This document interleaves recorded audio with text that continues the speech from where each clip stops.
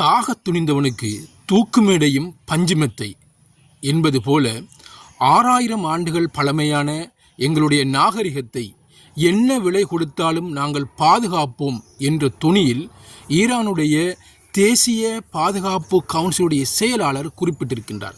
இந்த வார்த்தைகள் வெறும் வார்த்தைகள் கிடையாது. இதற்கு பின்னால் தங்களுடைய சுய கௌரவமும் நீண்ட காலமாக தாங்கள் பாதுகாத்த அந்த பெருமையும் நாட்டினுடைய தேசியமும் இந்த யுத்தத்தில் செய் அல்லது செத்து மடி என்பது போல அந்த ஒரு கௌரவ சிந்தனையும் மறைந்திருக்கின்றது. ஆகவே இதை நாங்கள் வெறும் வார்த்தைகளாக மாத்திரம் எடுத்துக்கொள்ள முடியாது. அமெரிக்காவும் இஸ்ரேலும் ஏகாதிபத்திய வெறியில் உலக அமைதியை சீர்குலைத்திருக்கின்றது. உண்மைதான். தானும் தன் பாடும் என்றிருந்த ஈரானை சீண்டிவிட்டு இன்று துணியக்கானும் துண்டைக்கானும் என்று கதறுகின்ற ஒரு நிலையில் இந்த நாடுகள் காணப்படுகின்றன. ஏகாதிபத்திய வெறி தலைக்கு ஏறினால் என்ன நடக்கும் என்பது இன்று நாம் கண்கூடாக பார்க்கின்றோம். இன்று உலக நாடுகள் பல்வேறு பதற்ற நிலையில் எந்த நாடும் இன்று நாளையோ அல்லது இன்னும் சிறிது நேரத்திலோ எங்கள் நாடு தாக்கப்படுமோ அல்லது அயல் நாடு தாக்கப்படுமோ என்ற அச்சத்தில் பதற்றத்தில் காணப்படுகின்றன. உண்மையில் நீண்ட காலமாக பொருளாதார தடைகள் விதிக்கப்பட்டிருந்த ஒரு நாடு இவ்வளவு வல்லமை பொருந்தியதாக மாறி இருப்பது என்பது அதனுடைய பெருமையையும் சுய கட்டுப்பாடையும் ஒழுக்கத்தையும் மற்றும் முயற்சியையும் காட்டுகிறது. கிட்டத்தட்ட ஈரானிலிருந்து இஸ்ரேலானது 2349 கிலோமீட்டர் தூரத்தில் அமைந்துள்ளது. இந்த தூரத்தை தான் இருக்கின்ற இடத்தில் இருந்து கொண்டே இஸ்ரேலுடைய இலக்குகளை துல்லியமாக தாக்கக்கூடிய வகையில் தன்னுடைய ஆயுத திறமையை பயன்படுத்துகின்றது என்றால் இந்த செயற்பாடானது பாராட்டத்தக்க ஒன்றதாகும்.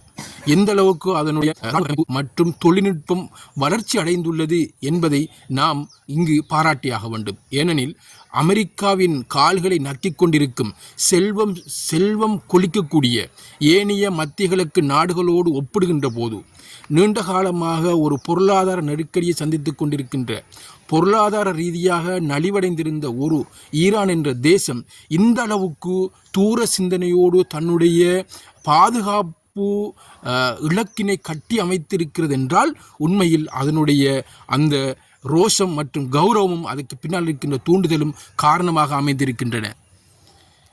இஸ்ரேலும் மற்றும் கூட்டாளி அமெரிக்காவும் தங்களுடைய விமானங்கள் மூலமாக வால்புல எல்லைக்குள் நின்று கொண்டு மக்களை கொன்று குவிக்கின்ற இந்த நேரத்தில் ஈரானானது தான் இருந்த இடத்தில் இருந்து கொண்டே இந்த எதிரிகளுடைய இலக்குகளை துல்லியமாக ஏவுகணைகளை கொண்டு மிசைல்களை கொண்டு தாக்குகின்ற திறன் என்பது லேசிப்பட்ட ஒன்றாக நாம் இங்கு பார்க்க முடியாது. தற்பொழுது ஈரான் கூறியிருக்கிறது, நாங்கள் ஹைப்பர்சோனிக் ஏவுகணை பயன்படுத்துகின்றோம். எனவே இஸ்ரேலில் இருக்கின்ற பொதுமக்கள் பாதுகாப்பான இடங்களை நோக்கி நகருமாறு இங்கு அது குறிப்பிட்டிருக்கின்றது. உண்மையில் மனித நேயத்தை பாதுகாக்கின்றவர்கள் யார் என்று இங்கு பார்ப்பமாக இருந்தால் இதுவரையில் அமெரிக்கா மற்றும் அதன் நாசகார சக்தி நடத்திய இந்த யுத்தத்தில் ஈரானில் 1000க்கும் மேற்பட்ட பொதுமக்கள் கொல்லப்பட்டிருக்கின்றார்கள். ஆனால் ஈரானுடைய இந்த அறிவிப்பை பாருங்கள். நாங்கள் பாவிக்கின்ற ஹைப்பர்சோனிக் ஏவுகணைகளுடைய விளைவுகள் மிகவும் பாரதூரமானவை. அவை கிட்டத்தட்ட 1500 கிலோ வெடிபொருட்களை சுமந்து வரக்கூடியவை. எனவே சுற்றியுள்ள பொதுமக்கள் பாதுகாப்பான இடங்களுக்கு சென்று விடுங்கள் என்ற மனிதமான ஒரு எச்சரிக்கையை ஈரான் தன்னுடைய தொலைக்காட்சியில் ஒளிபரப்பிக் கொண்டிருக்கின்றது. அதே நேரத்தில் இஸ்ரேலும் அமெரிக்காவும் மத்திய கிழக்கிலே இருக்கின்ற தங்களுடைய பிரஜைகளை அந்த நாட்டிலிருந்து அவசரமாக வெளியேறுமாறு ஒரு எச்சரிக்கையை விடுத்திருக்கின்றது. இந்த எச்சரிக்கைக்கு பின்னால் பாரியதொரு யுத்தம் வெடிக்கக்கூடிய வாய்ப்பு இருப்பதாகவே தென்படுகிறது. அது மட்டுமல்ல, வேண்டுமென்றே இந்த யுத்தத்துக்குள் ஏனைய மத்திய கிழக்கு நாடுகளையும் இழுத்து வருகின்ற ஒரு செயற்பாட்டில் அமெரிக்காவும் இஸ்ரேலும் ஈடுபட்டுள்ளதா என்ற சந்தேகமும் எழுகின்றது. அதனால் தான் அவசரமாக தங்களுடைய மக்களை அது வெளியேறுமாறு அறிவிப்பு செய்து கொண்டிருக்கின்றது. அது மட்டுமல்ல, அண்மையில் இடம்பெறுகின்ற ஏனைய மத்திய கிழக்கு நாடுகளில் பதற்ற நிலை அதிகரித்து வருகின்றது. அமெரிக்க பேஸ் கட்டிடங்களை ஈரான் துல்லியமாக இலக்கு வைத்து தாக்குதலை நடத்துகின்ற இந்த வேளையில் ஏனைய நாடுகள் ஒரு பதட்ட நிலைக்குள், அதாவது தாங்களும் இந்த யுத்தத்தில் பங்கு கொள்ள வேண்டுமோ என்று ஒரு தவிர்க்க முடியாத ஒரு சூழ்நிலைக்குள் தள்ளப்படுகின்றன. அது மட்டுமல்ல, வேண்டுமென்று இந்த நாசகார சக்திகள் அதாவது அமெரிக்காவின் இடங்களை தாக்கக்கூடிய சாத்தியக்கூறுகளும் காணப்படுகின்றன. ஏனெனில் ஈரானுக்கு எதிராக ஏனைய மத்திய கிழக்கில் அரபு நாடுகளையும் கோர்த்து விட வேண்டும் என்ற அதனுடைய சதி வலையில் இந்த நாடுகள் மாட்டிக்கொள்ளுமோ என்ற அச்சம் உலகளாவிய அரசியல் ஆய்வாளர்களிடையே காணப்படுகின்றன. எது எவ்வாறு இருந்தாலும் இந்த யுத்தத்தினுடைய போக்கை பார்க்கும் பொழுது ஈரானிய மக்கள் வாழ்வா அல்லது மரணமா என்ற அடிப்படையில் இந்த யுத்தத்தில் இறங்கியிருக்கிறார்கள். இரண்டில் ஒன்று பார்த்துவிட வேண்டும் என்ற ஒரு மனநிலையில் தற்போது ஈரானிய மக்கள் காணப்படுகின்றார்கள். இதே நேரத்தில் தங்களுடைய கௌரவத்தை எந்த அடிப்படையிலும், அதாவது தங்களுடைய ஏகாதிபத்திய கொள்கை எந்த அடிப்படையில் வீழ்ந்துவிடக்கூடாது என்பதில் அமெரிக்காவும் சியோனிஸ்ட் இஸ்ரேலும் மிக உன்னிப்பாக கவனமாக இருக்கின்றன. ஆகவே இந்த இரண்டு துருவங்களும் பின்னடைய போவதில்லை என்பது உறுதியாக தெரிகின்றது. ஆகவே இங்கு பொதுமக்கள் அநியாயமாக கொல்லப்படக்கூடிய வாய்ப்புகள் காணப்படுகின்றன. மத்திய கிழக்கிலே இருக்கின்ற ஏனைய ஆசிய நாட்டைச் சேர்ந்த பொதுமக்கள் பாதுகாப்பான இடங்களை சென்று தங்களுடைய பாதுகாப்பு விடயத்தில் கவனமாக இருக்க வேண்டும் என்பதையும் இந்த வீடியோவாக நாங்கள் கேட்டுக்கொள்கின்றோம்.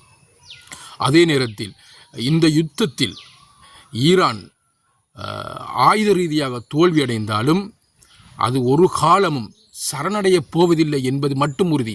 அது மட்டுமல்ல, இந்த உலகின் இரண்டு வல்லரசுகளை நேருக்கு நேராக நெஞ்சுறுதிமிக்க அடிப்படையில் போர் தொடுத்த ஒரு நாடாக, நேருக்கு நேராக நின்று மோதிய ஒரு நாடாக வரலாற்றில் ஈரான் பதிவு செய்யப்படும். ஈரானிய மக்களும் ஈரானிய தேசத்தவர்களும் எவ்வாறு நீண்ட காலமாக வெற்றியின் சின்னமாக பார்க்கப்பட்டு வந்தார்களோ அது மீண்டும் ஒரு முறை உறுதிப்படுத்தப்படும் என்பது மட்டும் திண்ணமாக. உலகளாவிய அடிப்படையில் எரிவாயுக்கு தட்டுப்பாடு நிலவக்கூடிய சாத்தியக்கூறுகள் காணப்படுகின்றன. குறிப்பாக ஸ்ட்ரைட் ஆஃப் ஹொர்மூஸ் என்று சொல்லக்கூடிய ஹொர்மூஸ் அணையை ஈரான் தற்பொழுது மூடியிருக்கின்றது. இந்த ஹொர்மூஸ் அணையினூடாகத்தான் உலகளாவிய அடிப்படையில் எண்ணெய் வர்த்தகமானது 20-25% அடிப்படையில் நடைபெறுகின்றன. இந்த பாதையினூடாகத்தான் Kuwait, Iran, Iraq, Saudi Arabia, United Arab Emirates ஆகிய நாடுகள் எண்ணெய் வர்த்தகத்தை மேற்கொள்கின்றன. மேலும் தற்பொழுது கட்டார் அறிவித்திருக்கின்றது திரவ எரிவாயு உற்பத்தியை முழுமையாக நிறுத்தியுள்ளதாக. ஆகவே இதெல்லாம் பார்க்கும் பொழுது உலகம் மீண்டும் ஒரு இருண்ட யுகத்துக்குள் சென்று விடுமோ என்ற அச்சம் காணப்படுகின்றது. அதே நேரத்தில் ஒரு 3ஆம் உலகப் போர் வெடிப்பதற்கான தூபங்கள் இடப்படுகின்றனவோ என்ற ஒரு அச்சமும் பயமும் எம்மை ஆட்கொள்கின்றன. இருந்து பார்ப்போம் என்ன நடக்கும்.